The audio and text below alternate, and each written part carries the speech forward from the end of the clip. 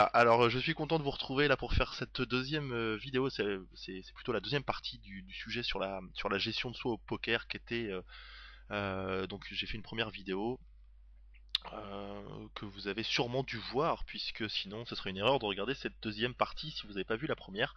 Alors bon, je vais essayer de vous remettre les choses en tête. C'était la gestion de soi au poker. Alors un titre bien prétentieux, un peu pompeux. Voilà, mais c'est comme ça. C'est comme ça. On choisit des fois mal son titre. C'est la vie, j'assume.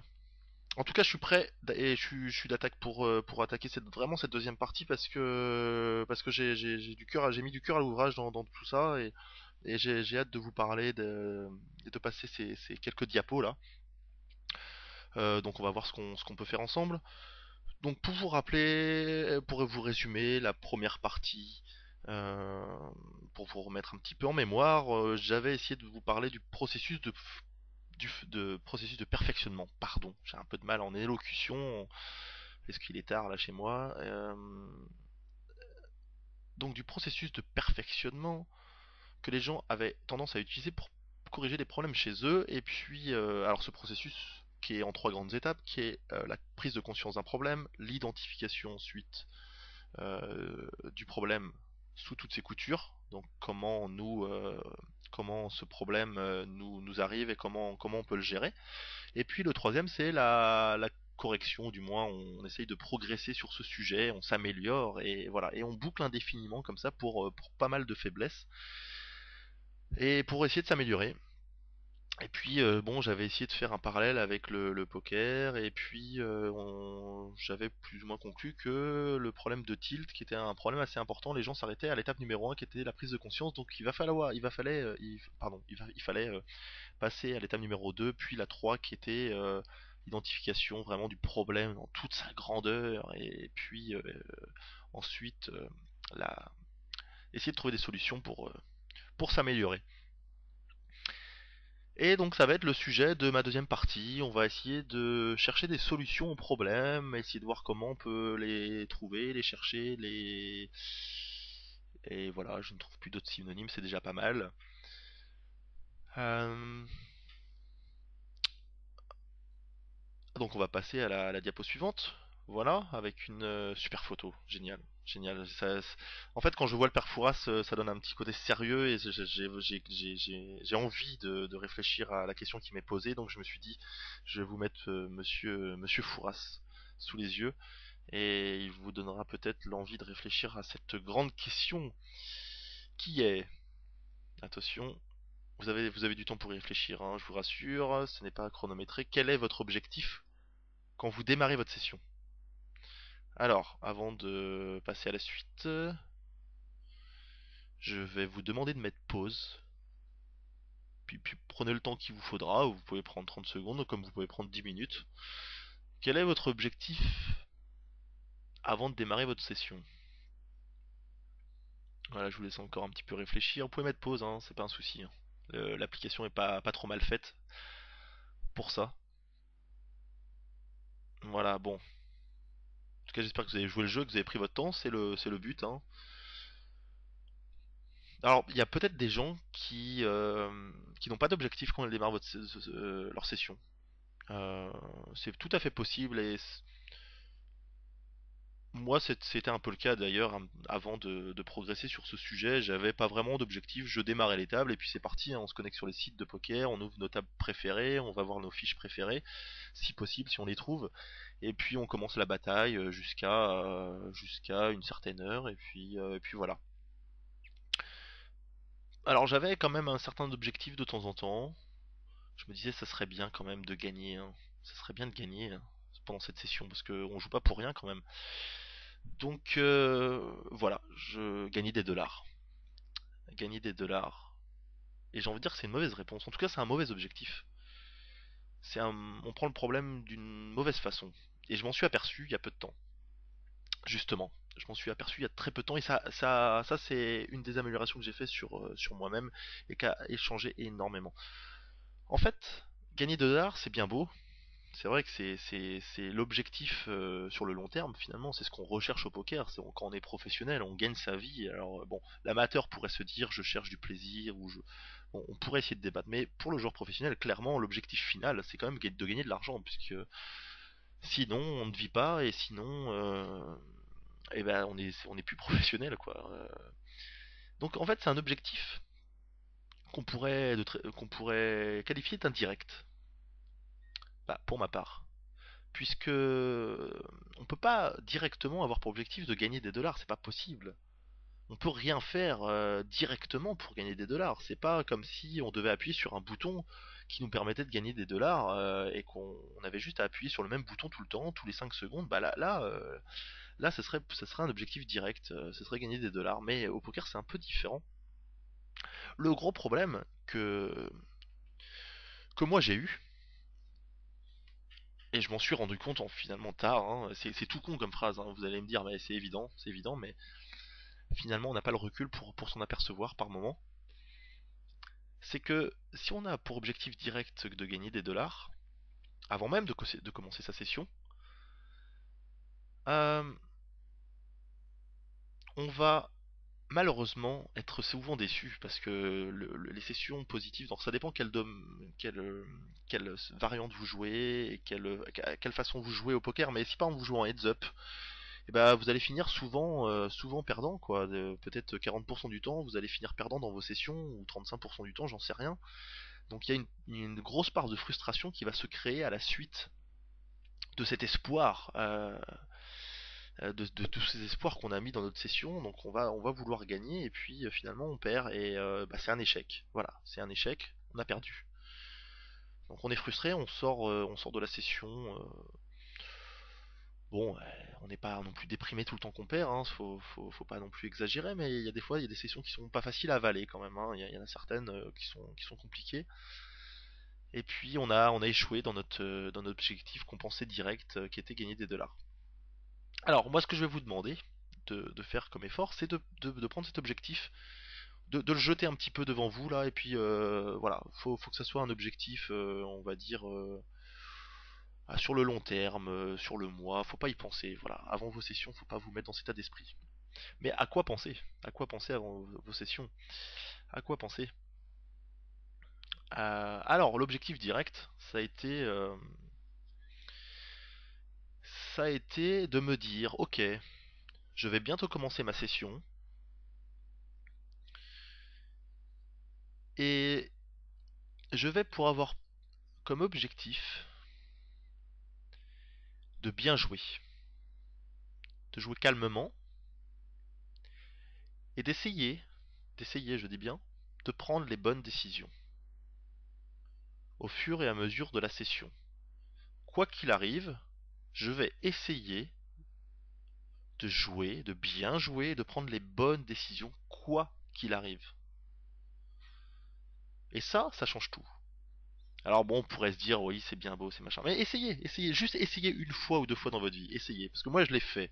Et c'est assez incroyable. Alors peut-être, ok, j'admets qu'on n'est pas tous fait pareil. Il y a peut-être des gens que ça va aider, il y en a d'autres que ça va peut-être pas aider. Bon, ok. Mais c'est possible que ça vous aide. Vous êtes encore une fois, pensez que vous êtes en free roll. Donc essayez pendant une session, avant de commencer la session, vous concentrez, vous dites ok, je vais bien jouer, je vais prendre les bonnes décisions et quoi qu'il arrive, quoi que mes adversaires me fassent, quoi que le dieu du poker me fait pendant cette session horrible, je bien jouer et prendre les bonnes décisions. C'est mon objectif. Et si j'y arrive, je serai satisfait de moi. Voilà.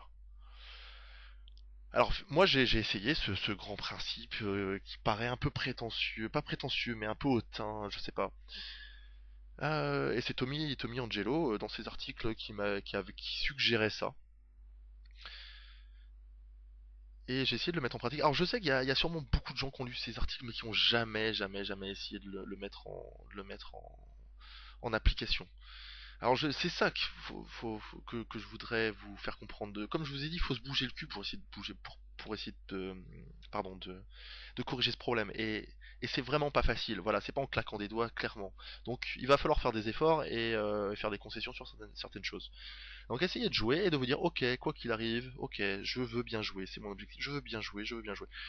Et en fait, ce qui s'est passé dans cette session, dans cette fameuse première session, euh, c'est que j'ai pris quelques mauvais coups des fois. Bon, comme on peut en prendre dans certaines sessions. J'ai pas eu une session horrible, mais j'ai pris quelques mauvais coups. Et à chaque bad beat, en fait, au lieu de réfléchir au bad beat et me dire c'est quand même sick quoi de se prendre ça à ce moment-là où je suis dans un coup charnière en heads up, le mec il est en train de il est en train de revenir un tout petit peu et puis il est obligé de gagner ce coup très important, il est obligé de gagner ce flip et on se dit c'est pas possible. Et en fait au lieu de ça, je me suis dit c'est vrai que je viens de prendre un bad beat mais bon, on s'était mis d'accord, hein, je m'étais mis d'accord avec moi-même un petit peu comme un espèce de dialogue, j'avais fait un petit pacte. Je m'étais dit qu'il fallait continuer à bien jouer quoi qu'il arrive et de prendre les bonnes décisions. Alors finalement j'ai pensé à ça. Et puis au lieu de penser à mon bad beat, j'ai pensé au fait de bien jouer. Ça m'a évité d'avoir des idées un peu parasites, un peu négatives autour de ça. Et puis ça a marché. Bah, à vrai dire, ça a marché. J'ai une capacité de concentration bien supérieure à la moyenne, à ma moyenne à moi, hein, évidemment. Et j'ai été plutôt bon pendant cette session-là. J'ai été très satisfait. Et je suis sorti perdant. Pas de beaucoup, hein, j'avais perdu un petit peu. Et je suis sorti avec le sourire. Et avec une satisfaction d'avoir fait du bon boulot. Et ça a été des grandes découvertes pour moi. Au lieu d'être tributaire du résultat net de la session, et d'ailleurs, malheureusement, je suis comme beaucoup de joueurs de poker, ça a tendance à jouer un peu sur mon humeur avec mes proches ou dans la vie de tous les jours. Après une session perdante, c'est vrai que je peux être un petit peu plus irritable, un peu moins les pieds sur terre et étonnamment, moi dans mon cas, c'est un truc, voilà, je vous le dis, ça m'a beaucoup aidé. Le fait de penser tout le temps et de me répéter sans cesse dans ma tête, il faut que je joue bien, il faut que je joue bien, il faut que je joue bien, il faut que je prenne les bonnes décisions, faut pas que je tilte, faut pas que je tilte. Et bah, ça a marché, tout simplement. Alors, ça s'est pas fait gratuitement, évidemment, j'ai dû employer certaines méthodes, là, qui est de la persuasion, c'est un peu comme la méthode Coué, je vais y arriver, je vais y arriver, je vais y arriver. Et bah, cette méthode, je pense qu'elle a fait ses preuves, hein, du moins, elle peut faire ses preuves chez certaines personnes. Bah, à force de se répéter ça, il peut se créer un déclic. Donc, attendez, je vais voir un petit coup d'eau.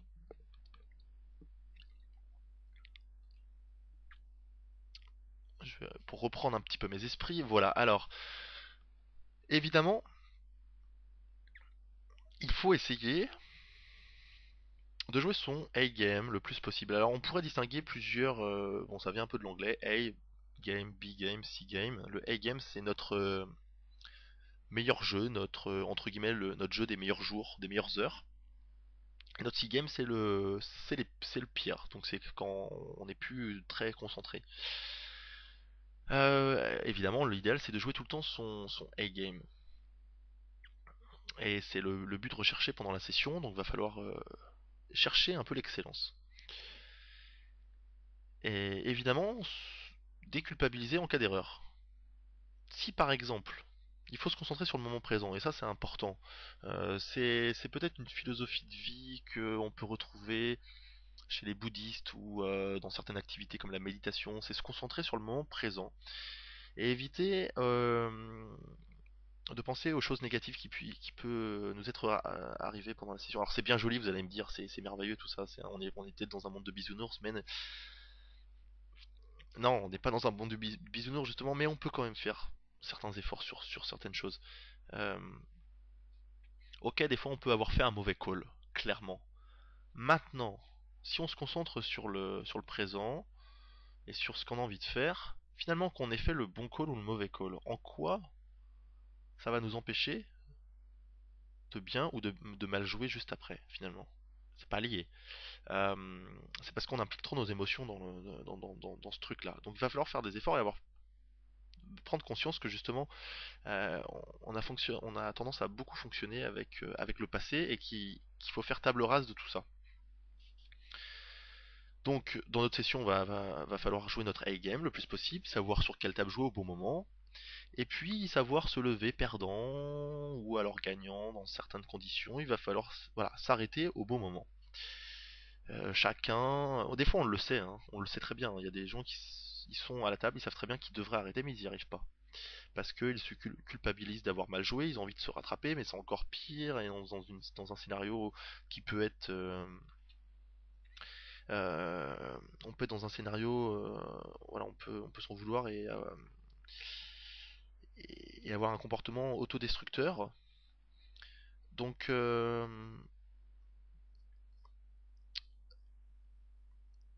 il faut, voilà, certains ne savent pas s'arrêter, euh, il faut savoir chiffrer les pertes à un moment précis et faire table rase de tout ça. Bon, voilà.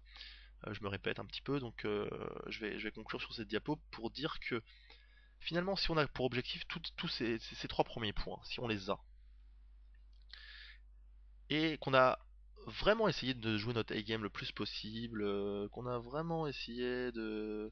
On a fait des efforts là-dessus, et bah finalement on va sortir de la session beaucoup plus satisfait que si on avait mis notre priorité sur le terme financier du truc. Et c'est ça la grosse différence. Donc va falloir essayer de travailler par rapport à ça. Passer sur la diapo suivante. Le tilt est humain, grande phrase philosophique. C'est Nietzsche qui avait sorti ça à l'époque. Euh, non, j'en sais rien. Mais en tout cas, par rapport au tilt, quoi qu'il arrive, quels que soient les efforts que vous allez faire, il est impossible de ne plus jamais tilter. C'est jamais, évidemment, qui est à prendre en compte ici. Moi, en l'occurrence, j'ai fait d'énormes efforts, mais je tilte encore. Je tilte encore. Maintenant, c'est peut-être 10 fois moins, ou j'en sais rien. C'est difficile de donner un ordre d'idée, mais en tout cas, j'ai fait d'énormes progrès là-dessus. Mais ça peut m'arriver de tilter. Il y a quelques jours, je me suis surpris à claquer ma souris contre ma, ma souris sur le plan de travail. Alors c'est pas la même souris dont je vous avais parlé en première partie. C'est pas la même, elle claque beaucoup moins bien celle-là et puis en plus elle vaut un peu plus cher, elle est beaucoup plus elle est beaucoup plus précise.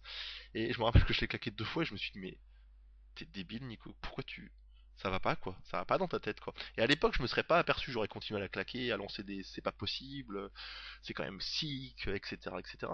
Mais là je l'ai claqué et je me rappelle limite au deuxième claquement, j'avais la souris en main, je l'ai claqué, mais j'étais en train de me dire, mais je suis un peu con là. Donc finalement, j'avais cette prise de conscience qui était beaucoup plus rapide parce que voilà, j'avais réfléchi au sujet. Donc c'était le côté positif du truc. Donc il est impossible de ne plus jamais tilter et ça faut en avoir conscience. Maintenant, on peut faire des efforts pour s'améliorer. Euh, nous devons jouer notre A game le plus longtemps possible, notre C game le moins souvent possible. Génial cette phrase. Bon, c'est encore des vérités, il n'y a rien de révolutionnaire, mais c'est important de comprendre et de se poser, en fait, avoir du recul par rapport à ça. Il faut vraiment prendre conscience qu'on a notre meilleur jeu, le A-game, et que des fois on a notre C-game, il faut savoir la proportion de A-game, de C-game, et il faut essayer de tendre vers notre A-game le plus souvent possible. Avoir conscience quand on passe de notre A-game à notre C-game. Il y a des joueurs qui savent quand ils jouent leur C-game, mais qui savent pas s'arrêter. Il y a des gens qui ne savent pas quand ils jouent leur C-game. Là, c'est encore plus grave. C'est déjà une autre étape, hein. On est déjà dans un monde un peu plus évolué, hein. Les gens, ils tiltent, mais ils savent même pas qu'ils tiltent, hein. Ils sont énervés, ils gueulent partout, mais ils se rendent pas compte. Donc là, c'est encore un peu plus grave, mais il faut essayer de tendre vers ça et déplacer la fréquence de jeu du C-game vers le A-game. Et et justement, si c'est votre objectif pendant la session, bah, à la fin de la session, vous allez voir qu'au au fur et à mesure des sessions que vous allez pouvoir faire, vous allez vous améliorer et agrandir ce temps de A-game. Donc ça va être une satisfaction assez importante. On se satisfait voilà, de ce qu'on peut. C'est toujours du positif. Parce que le poker, c'est comme la jungle. C'est un jeu qui est difficile. On est entouré de mauvaises choses et dans le négatif, il faut essayer de trouver du positif là-dedans. Alors un autre point à faire, et c'est ce que beaucoup de gens ignorent, c'est que ok, on peut diminuer la fréquence de C-game, mais ce qu'il faut faire, c'est améliorer notre C-game. Alors comment l'améliorer? C'est compliqué. Déjà, il y a une prise de conscience du C-game, quand on le joue, pourquoi, comme j'avais dit, on peut réfléchir aux éléments déclencheurs, Et puis, avec ça, à force de réfléchir au truc, bah, on va tout de suite se dire, tiens, eh bah là, pendant la session, je sens que je suis en train de partir vers du C-game, c'est pas très bon. C'est pas très bon. Et le fait d'en avoir vraiment conscience, et déjà de se poser la question, ça permet de se calmer un petit peu. Bon, c'est intéressant. Il faut savoir que lors du C-game, il y a un combat entre nos émotions et la réflexion. Alors l'être humain est doté d'émotions, c'est quand même quelque chose de plutôt pas mal, hein, parce que sinon on n'aurait pas conscience de nous-mêmes, on aurait du mal à faire pas mal de choses, donc il y a pas mal de sentiments qu'on pourrait pas partager, donc c'est quand même un élément intéressant. Et puis le problème c'est qu'au poker, il y a deux grands principes qui s'opposent, il y a voilà, deux grandes choses, c'est la réflexion et les émotions, et ce que le joueur de poker doit éviter, c'est que ses émotions prennent le pas sur sa réflexion. Et ça, faut avoir bien conscience de ces deux critères-là. On peut être très fort. On peut être très fort au poker, très doué, et pourtant être un joueur perdant. On peut être un joueur, mais même génial, hein, c'est possible, et être un joueur perdant, parce que nos émotions vont prendre trop souvent le pas sur notre réflexion. Et souvent, quand on parle d'un niveau d'un joueur, on va parler justement de sa réflexion pure, voilà, du bijou de la force brute du joueur. Et on oublie souvent de parler des émotions qui peuvent entacher la réflexion, et du coup, à quoi bon avoir une réflexion très poussée quand on gâche tout finalement. Il faut savoir que des émotions qui sont mal contrôlées peuvent nous faire mal jouer, peuvent nous faire perdre la raison, et c'est le début d'un tilt. Donc,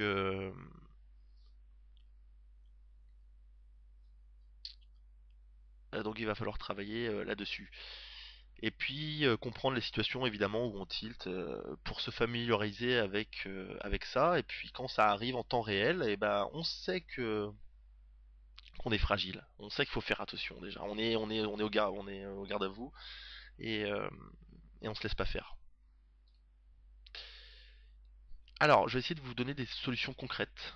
Euh, alors évidemment je n'ai pas fumé avant de faire cette vidéo, ces diapos. Je n'ai pas non plus, je me suis pas drogué, je suis net. Mais je vais vous parler d'un concept que peut-être vous allez rejeter. En tout cas, je vous demande de m'écouter si c'est quelque chose qui vous plaît pas de prime abord, mais bon, je pense que ça peut ne pas convenir à tout le monde. En tout cas, c'est quelque chose qui m'a beaucoup aidé, c'est la respiration.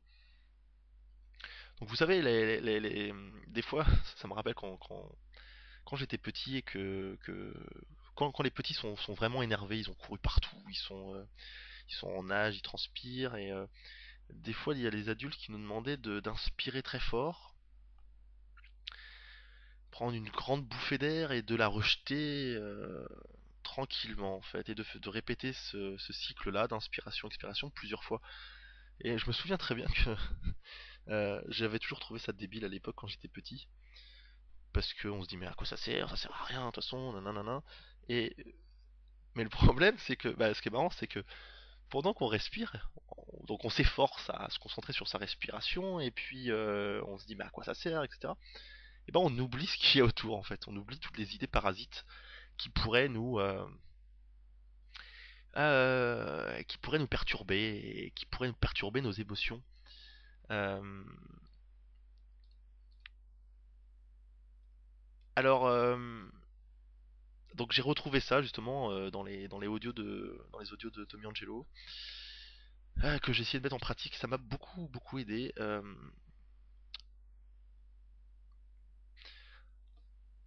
Alors, en fait, voilà, comme je l'ai dit tout à l'heure, le but de la respiration, donc du cycle inspiration-expiration, c'est de faire d'avoir une respiration très lente et en fermant les yeux, où on se concentre, et ça va nous permettre d'oublier tout ce qu'il y a autour de nous. Voilà. Donc pour ça, c'est pas simple, ça demande un entraînement. Euh, de temps en temps, on peut s'entraîner à respirer au calme dans une situation précise. Donc là, vous pouvez mettre pause par exemple, et puis le faire 5 fois. Voilà. Bon, évidemment, si quelqu'un qui rentre dans la pièce, ça va faire un peu bizarre. Euh, mais essayez, je vous invite, mettez pause. Je vous invite à essayer de le faire 5 fois. En fermant les yeux et réfléchir bien à inspirer calmement, essayer de faire bien la chose, concentrer sur l'air qui sort de vous. Moi, ça a le don de me calmer. Alors évidemment, il y a des gens qui peuvent pratiquer la méditation, je ne pratique pas la méditation. En tout cas, c'est un des grands principes de la méditation, c'est basé sur la respiration, je crois, hein, je m'y connais pas vraiment, mais ça pourrait aider à rester zen au poker, donc je pense que je vais essayer de faire un petit stage en méditation juste par curiosité, histoire de voir, parce que ça m'intéresse. Euh, alors tout ça, c'était... Donc la respiration, c'est un outil. C'est un outil qui va nous aider à corriger certains problèmes. Donc voilà, je vous ai présenté l'outil, maintenant je vais vous expliquer dans quel cas ça peut vous aider.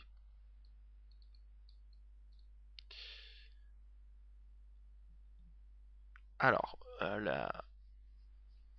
ça c'est un truc que j'ai un peu concocté moi-même, c'est un petit peu là de mon invention. Et ça a été une thérapie pour moi. J'avais tendance donc à pas mal tilt, surtout sur les coups qui étaient très importants. Vous savez, ces putains de coups, ces putains de flips là qu'il faut gagner au moment où vous sentez que vous êtes en train d'écraser l'adversaire et que c'est le coup de trop là pour lui. Et si vous le gagnez, bah, l'adversaire il est mort et vous allez le massacrer parce que c'est un joueur qui a le sang chaud. C'est le coup à gagner et malheureusement vous le perdez. Ça arrive une fois sur deux. Euh, voire plus d'une fois sur deux quand on est quand on run pas terrible. Mais c'est ces coups assez terribles et moi ça me frustre. Voilà, des fois je fais des mauvais call river, ça a tendance à me frustrer. Bon, il y a différentes raisons. En tout cas, moi je connais toutes ces raisons. Je sais quand, euh, je sais quelle est ma source de frustration. Donc après avoir réfléchi, je commence à.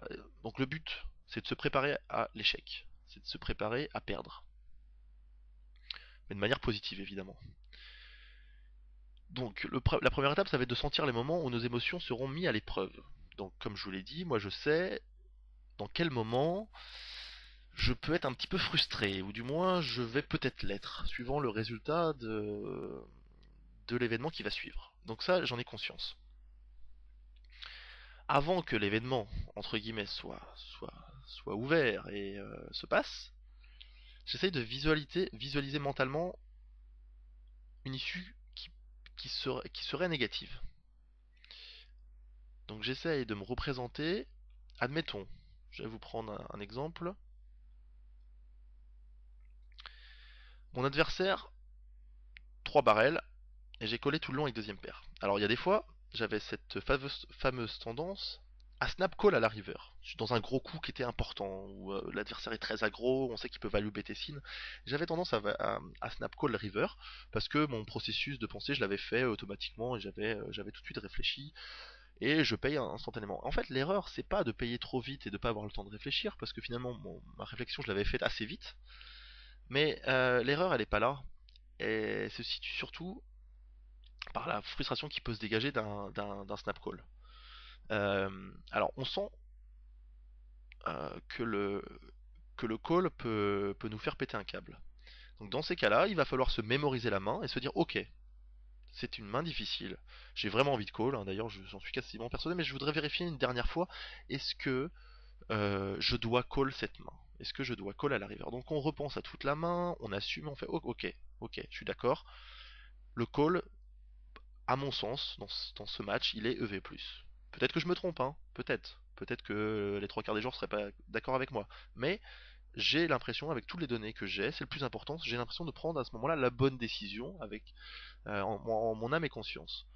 Donc je réfléchis, 10, 15 secondes, et par exemple j'ai joué deux coups importants depuis le mois de novembre, j'ai joué deux coups, j'ai collé avec Roi High, quasiment un tapis, un très gros coup à la river, j'ai call avec Roi High, et à chaque fois c'était contre des adversaires très agressifs. Et je savais que ça m'aurait énervé de pas avoir raison. Alors la première fois, j'ai eu tort. J'ai collé avec Roi 5, mon adversaire m'a monté Roi Valet pour hauteur Roi. Il a voulu bluffer, il a gagné le coup. Ou Roi 9. Ça c'est dur, c'est dur à encaisser, je vous promets. Et le deuxième call que j'ai fait, j'ai eu raison. Et à chaque fois, j'ai utilisé cette méthode, j'ai pris mon temps avant de payer. J'ai respiré très fort, je me suis dit ok, je suis prêt à payer. Maintenant, qu'est-ce qui va se passer si je perds le coup? Euh, Alors, je ne sais plus si j'avais stoppé ma session sur le premier call, je ne sais plus. Mais il me semble que je l'avais stoppé assez rapidement. J'avais dû me dire ça. J'avais dû me dire, je m'étais préparé à l'échec. Ce serait dur de l'encaisser, donc je vais peut-être arrêter assez rapidement. Voilà, je suis conscient que déjà je suis sur une espèce de petite poutre assez fine où je peux tomber à gauche et à droite. Voilà, déjà j'arrive à sentir ça. C'est déjà une progression. Donc Euh, quand mes nerfs sont mis à l'épreuve, je prends mon temps, je respire fort, je ferme les yeux, je m'étire, ça peut m'aider. Je respire très fort et je finis par appuyer sur le bouton call, euh, puis avoir un regarder limite à côté pendant que ça se déroule. Donc évidemment quand j'ai la gagne, je suis content. Faut essayer de trouver du positif quand on gagne et puis essayer de ne pas trouver du négatif quand on perd.